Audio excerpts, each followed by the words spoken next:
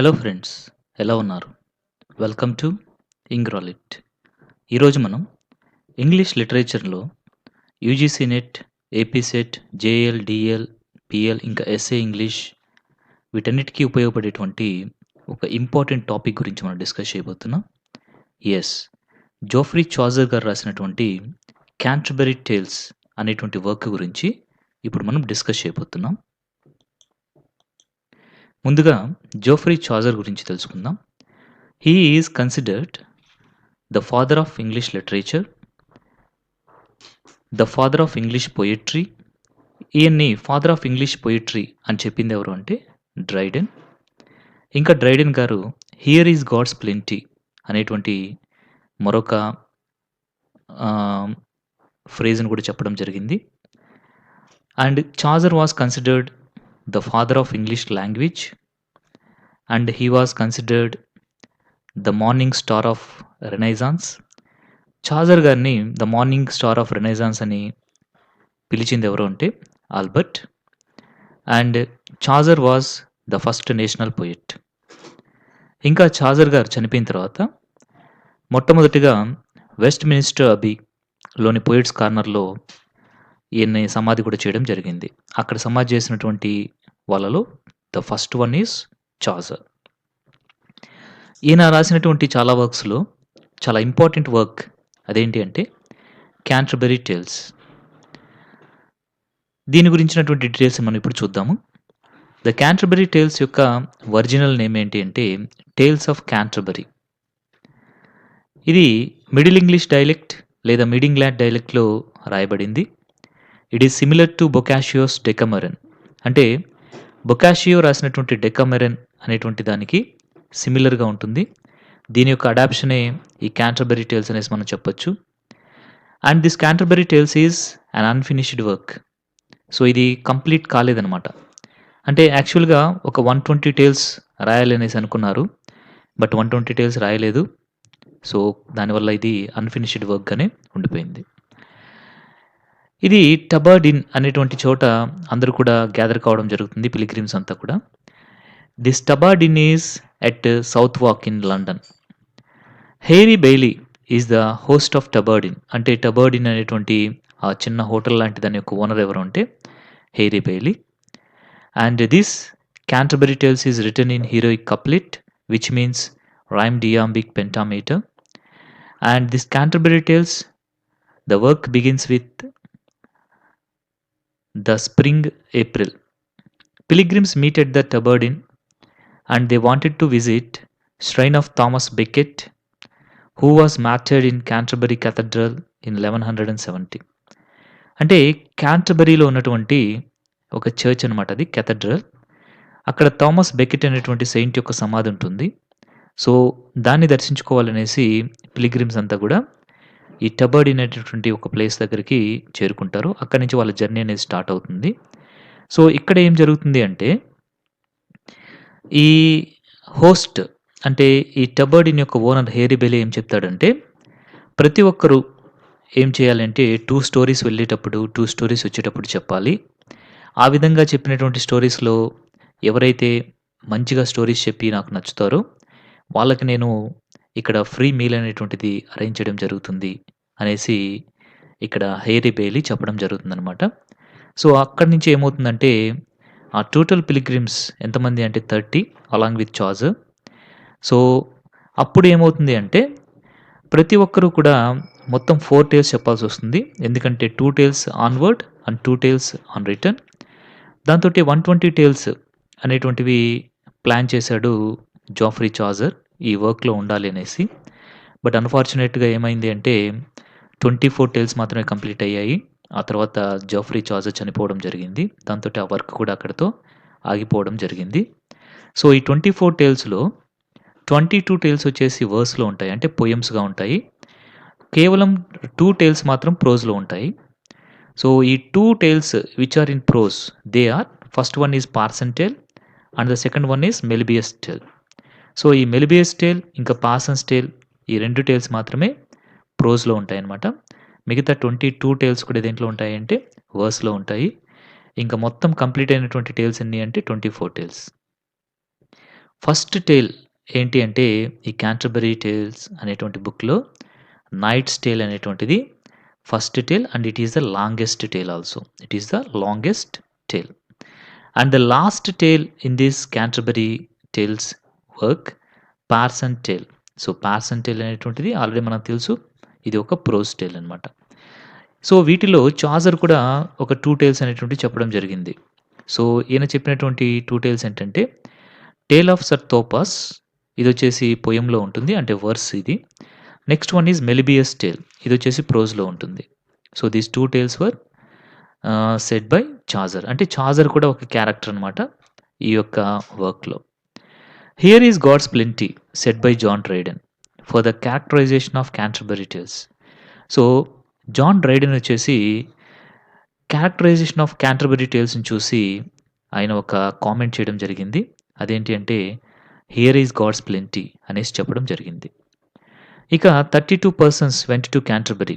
అదేంటది ఇంతకుముందు మీరు 30 అన్నారు కదా! మళ్ళీ ఇప్పుడు ఇద్దరెక్కడ పెరిగారు అంటే, సో, పిలిగ్రిమ్స్ వచ్చేసి 'చాజర్‌తో కలిపి 30 అయ్యారు.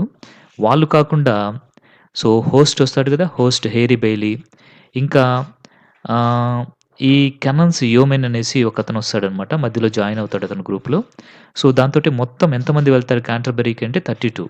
బట్ పిలిగ్రిమ్స్ మాత్రం ఎంత అంటే విత్ 'చాజర్' అయితే 30 అండ్ వితౌట్ 'చాజర్' అయితే 29. ఇది మీరు గుర్తుపెట్టుకోవాలి. కంప్లీట్‌గా క్యాంటర్బరీకి వెళ్ళినటువంటి పర్సన్స్ ఎంతమంది అంటే 32 పర్సన్స్. వాళ్ళలో పిలిగ్రిమ్స్ మాత్రమే ఎంతమంది విత్ 'చాజర్' అంటే 30. వితౌట్ 'చాజర్' అంటే 29. సో, మిగతా ఇద్దరెవరు అంటే ఒకరు హోస్ట్, ఇంకొకరు canon's 'yeoman.' So, these are the 2 other persons other than the pilgrims. Okay. The general prologue begins with a description of spring.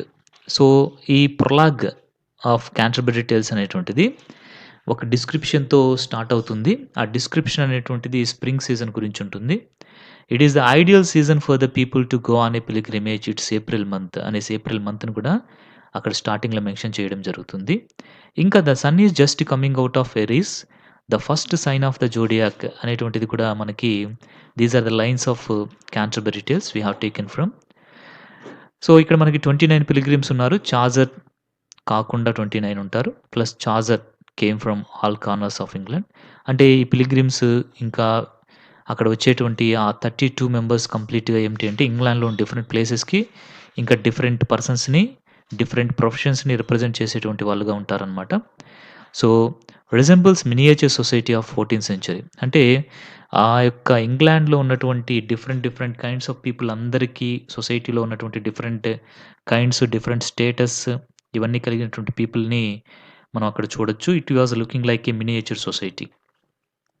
ఇక్కడ మనం గనక ఈ పిలిగ్రిమ్స్ అంతా కూడా మనము డివైడ్ చేస్తే 3 సొసైటీస్‌గా డివైడ్ చేయొచ్చు క్లాసెస్‌గా. ఫస్ట్ వన్ ఏంటి అంటే royalty or nobility class. The second one is ecclesiastical class. The third one is commoners అనేసి మనం డివైడ్ చేయొచ్చు. ఇక మనము ఇందులో ఉన్నటువంటి మెయిన్ పిలిగ్రిమ్స్‌ని డిస్కస్ చేసుకుందాం. First one the knight. He is ideal and chivalrous. అంటే చాలా మంచిగా ఉంటాడు, ధైర్యవంతంగా ఉంటాడు. అతని యొక్క స్పీచ్ చాలా జెంటిల్‌గా ఉంటుంది. కానీ అతను ఓల్డ్ ఏజ్ అయిపోయాడు. కానీ ధైర్యంగానే ఉంటాడు. చాలా డిగ్నిఫైడ్‌గా ఉంటాడు. ఇంకా వచ్చేసి చాలా బ్యాటిల్స్‌లో ఆయన విన్ అయ్యాడు.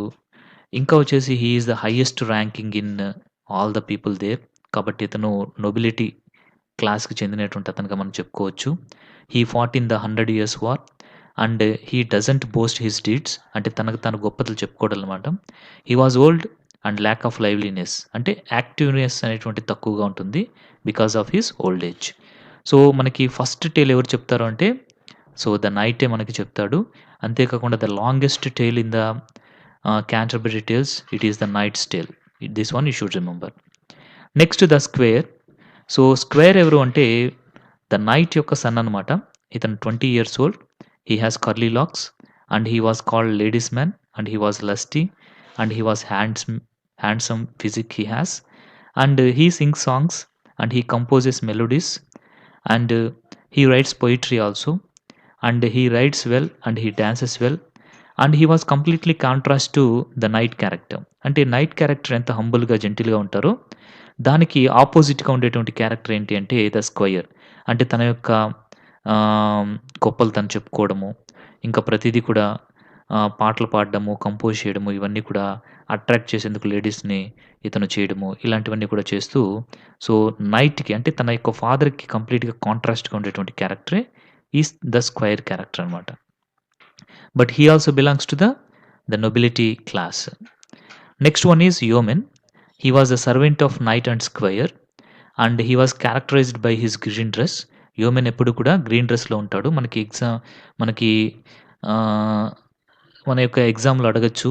So, who was always in the green dress in the Canterbury tales అనేసి అప్పుడు మనం యోమెన్ అనేసి చెప్పుకోవాలి. And horn and talisman image of saint Christopher. So, ఒక టాలిస్మన్ అంటే ఒక తాయెత్తు కూడా కట్టుకొని ఉంటాడనమాట. అది సెయింట్ క్రిస్టోఫర్‌ది. ఇంకా he has a sun burnt face and he has close cropped head. He is carrying bow, peacock feathered arrows, and he had a sword, shield, dagger. All these he used to carry, and he carries a long bow, and he had an excellent shot with his bow. These are all the specialities of Yeoman. So next one we discuss Prioress. So Prioress వచ్చేసి she belongs to ecclesiastic class and her name was actually Madam Eglantine. So Prioress యొక్క full real name ఏంటి అంటే madam ఎగ్లెంటైన్.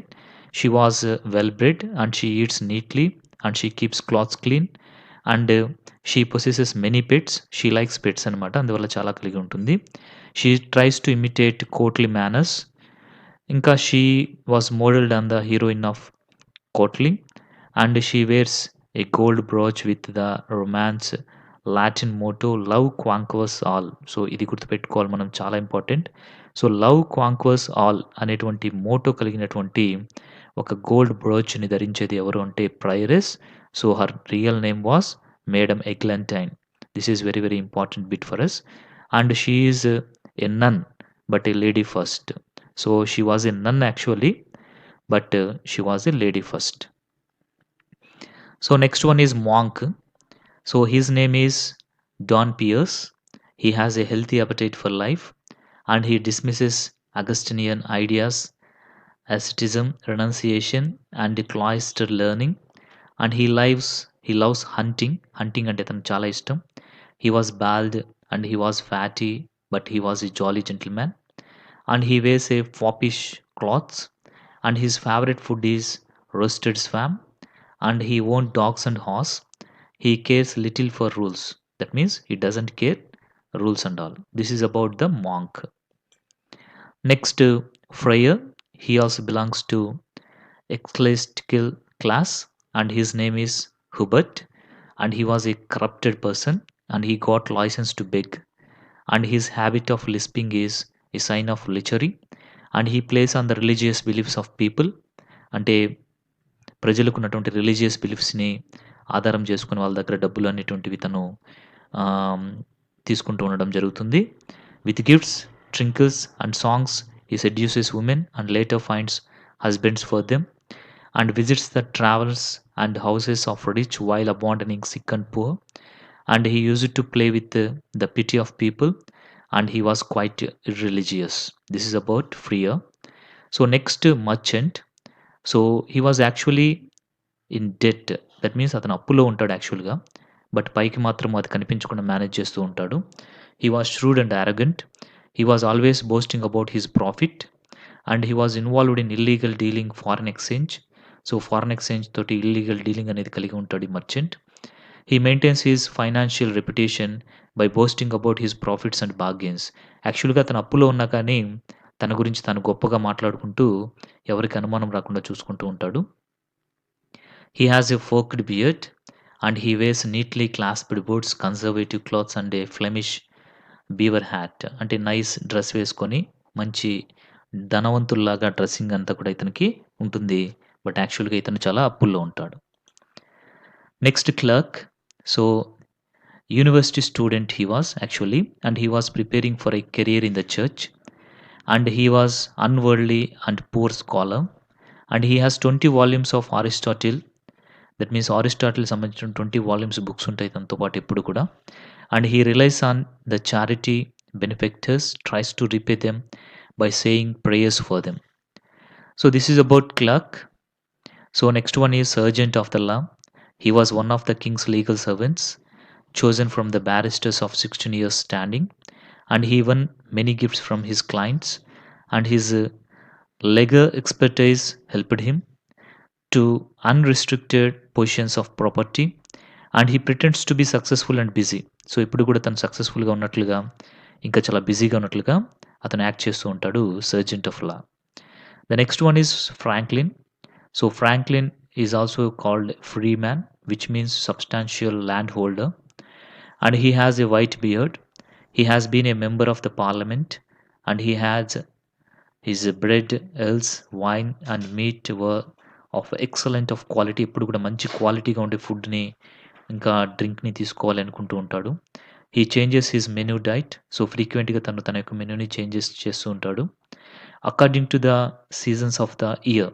అంటే తన యొక్క మెనూని దేని ప్రకారం మారుస్తూ ఉంటాడు అంటే సీజన్స్ ప్రకారము తన యొక్క మెనూను కూడా తను ఫుడ్ మెనూను మార్చుకుంటూ ఉంటాడు. The next one is the cook. He was the culinary artist and he was not exactly likable. He has a store on his shin, and he is the host later accuses him of selling stale, unhygiene and contaminated food. So మన host ఉన్నారు కదా హెయిరీబెల్, అతను వచ్చేసి తర్వాతగా ఈ కుక్ని accuse చేయడం జరుగుతుంది. ఎందుకంటే తను అన్హైజీన్ అండ్ కంటామినేటెడ్ ఫుడ్ని అమ్ముతున్నాడు అనేసి తనని అక్యూజ్ చేయడం కూడా జరుగుతుందన్నమాట. Next one is ship man. He dresses efficiently like the Yeoman, and he is from Dartmouth. It is a place. Dartmouth is a place. Although he is the master of the trading ship Maudlin, he unlawfully attacked the other vessels at the sea. So యాక్చువల్గా ఈయన ఒక trading ship ఉంటుందన్నమాట మోడ్లిన్ అనేసి. So కాకపోతే ఆయన దానికి owner అయినప్పటికీ కూడా దాన్ని కొంతమంది అన్లాఫుల్గా అటాక్ చేయడం వల్ల ఆయన ఆ షిప్ని కోల్పోవడం అనేది జరుగుతుంది. Next one is doctor of physique. He has a good knowledge of medieval medicine, and he watched his patients and chose the astrological hours most favorable for the treatment. So అంటే ఆస్ట్రాలజీలో ఉన్నటువంటి మంచి అవర్స్ని చూసుకొని పేషెంట్స్కి ట్రీట్ చేయడం చేస్తూ ఉంటాడు. అంటే astrology పైన కూడా నమ్మకం ఉంటుంది ఆయనకి. Used the theory of humours to treat his patients, and he rarely read the Bible. So Chaucer emphasizes on the doctor's love for gold. So ఈ డాక్టర్కి గోల్డ్ అంటే చాలా ఇష్టం అనమాట. The next one is wife of bath.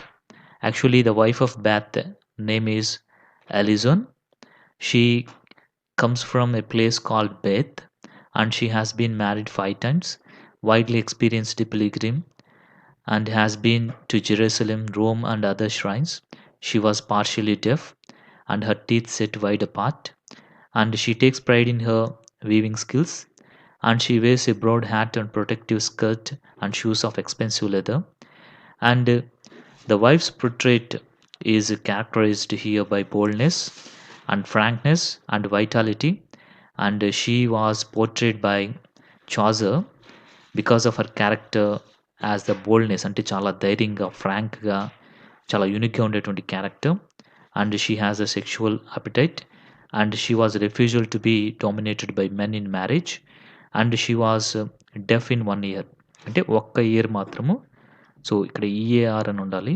So వైఏఆర్ వచ్చింది ఇక్కడ. Actually why అవసరం లేదు. సో ఒక చెవి ఆమెకి సరిగ్గా వినపడదనమాట. The next one is parson, and ecclesiastical class parson belong to. So parson was a good parish poet. He was poor but learned, and he was committed to his pastoral responsibilities. He was holy in thought and work, and his wealth was entirely spiritual. He never condemned poor for being unable to pay tax, and he was merciful to sinners who were repentant. అంటే ఒక హోలీ పర్సన్గా మనం పాసన్ని చెప్పుకోవచ్చు. The next one is ploughman. He is the brother of parson. Parson యొక్క బ్రదరే ploughman. He exemplifies the dignity of labour. So ఇతను ఎక్కువ ఇంపార్టెన్స్ దేనికి ఇస్తాడు అంటే డిగ్నిటీ ఆఫ్ లేబర్కి. He leads his life in perfect charity, unruffled by pleasure and pain, and he loves God and his నేబర్స్ని దేవుడిని చాలా ఎక్కువగా ప్రేమిస్తూ ఉంటాడు ploughman. So ploughman brother is parson you should remember it. The next one is Miller. He has massive physical strength and he was short shouldered. He has a fat face with a red bushy beard and his nose has a wart on top. And he is a shameless, quarrelsome, talkative, and lecherous person. Miller is. The next one is Manciple. He came from Inner Temple. He was a cheat. His deceptive powers are ironically described as wisdom. అంటే ఇతను ఒక cheat అనమాట మ్యాన్సిపల్. అతనికి ఉన్నటువంటి ఆ cheat చేసేటువంటి గుణాలని ఐరానికల్గా ఏమని represent చేశాడు అంటే మన చాజర్ అతని యొక్క విజ్డమ్గా రిప్రజెంట్ చేశాడు. But actually those are telling about his deceptiveness. The next one is reeve. He was perfect competitor of the Miller in the matters of devious dealing, and he was slender, choleric man with long, thin, calfless legs, and he was dishonest and cunning. So Reeve అనేటువంటి అతను కూడా dishonest and cunning person. The next one is Summoner. He belongs to ecclesiastical class. He has a red, fiery face full of eruptions, and he suffers from a kind of leprosy on by his lechery, and he looks lecherous as sparrow, and children are afraid of him. By seeing him, children get fear, and he loves garlic and onions. He drinks strong wine till everything gets hazy, and immortal and corrupt. So he was a corrupted person.